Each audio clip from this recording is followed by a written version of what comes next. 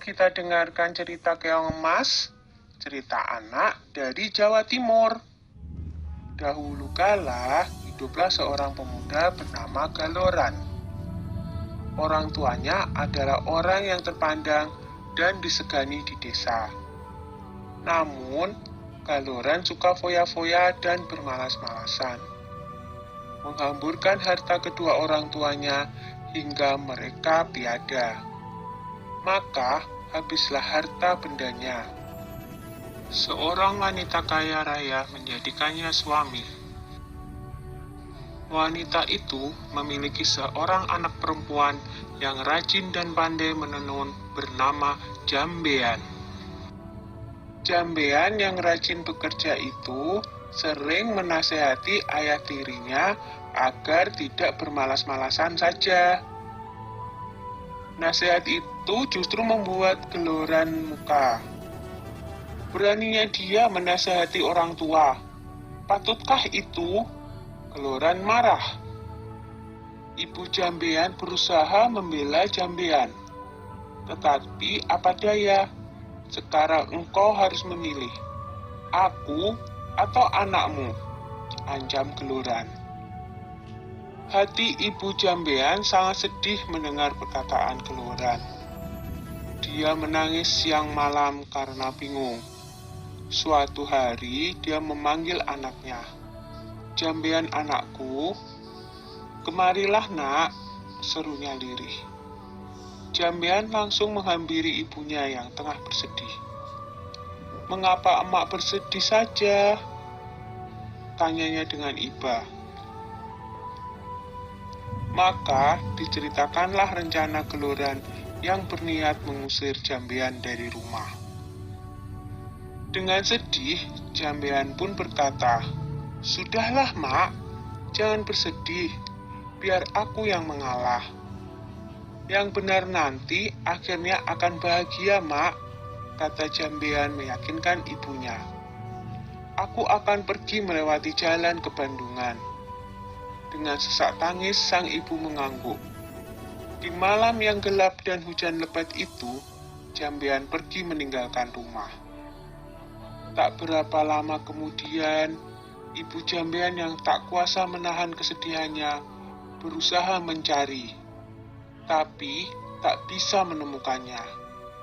Ibu Jambean tak bisa menemukan anaknya karena secara ajaib Jambean telah berubah menjadi seekor siput, atau dalam bahasa Jawa, keong.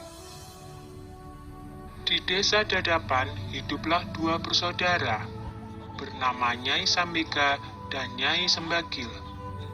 Mereka hidup miskin dan bekerja mengumpulkan kayu bakar dan daun talas. Suatu hari, keduanya pergi ke bendungan untuk mencari daun talas.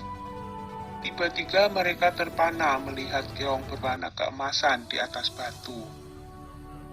"Alangkah indahnya keong ini," seru Nyai Sambega. "Lihatlah, kulitnya indah berwarna keemasan. Aku ingin memeliharanya," katanya lagi. "Iya, sangat indah. Kita bawa pulang saja dia," saut Nyai Sembadil. Maka dipungutnyalah keong tersebut untuk dibawa pulang. Mereka meletakkannya di dalam tempayan tanah liat di dapur rumah. Semenjak itu, kehidupan mereka berubah. Terutama setiap pulang dari bekerja, di dapur selalu tersedia lauk dan rumah berubah menjadi rapi dan bersih. Nyai Sambega dan Nyai Sembadil merasa heran dengan keadaan itu. Mereka berencana untuk mencari tahu siapakah yang melakukan semua itu. Suatu hari, seperti biasa, mereka berangkat kerja. Tetapi sebenarnya mereka hanya berpura-pura pergi.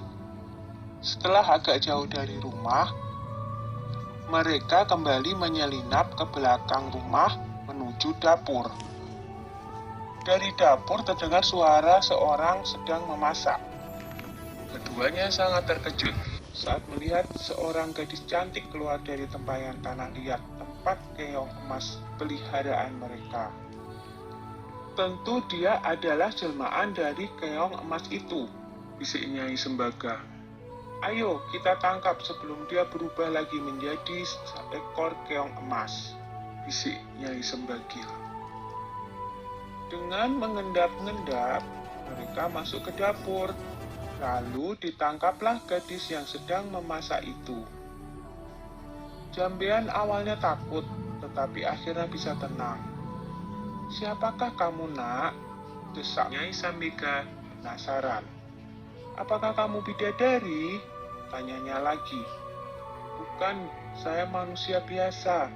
Saya diusir oleh ayah tiri saya, sehingga saya menjelma menjadi keong," saut Jambean tertunduk.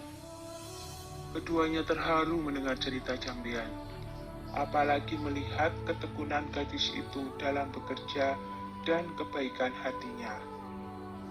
Akhirnya, keong emas diangkat sebagai anak. Sejak itu, keong emas membantu kedua nyai itu dengan menenun.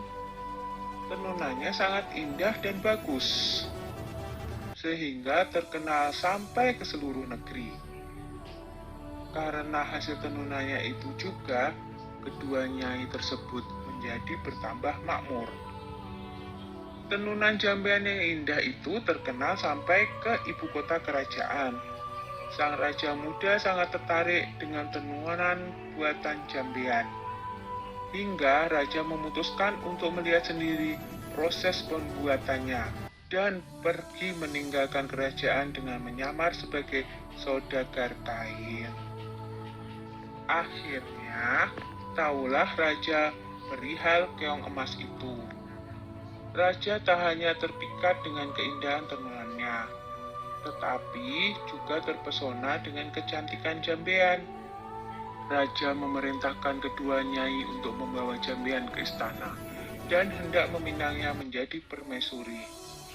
Betapa senang hati mereka, karena ketekunan dan ketabahannya, Jambean dan kedua ibu angkatnya kini hidup bahagia di istana raja.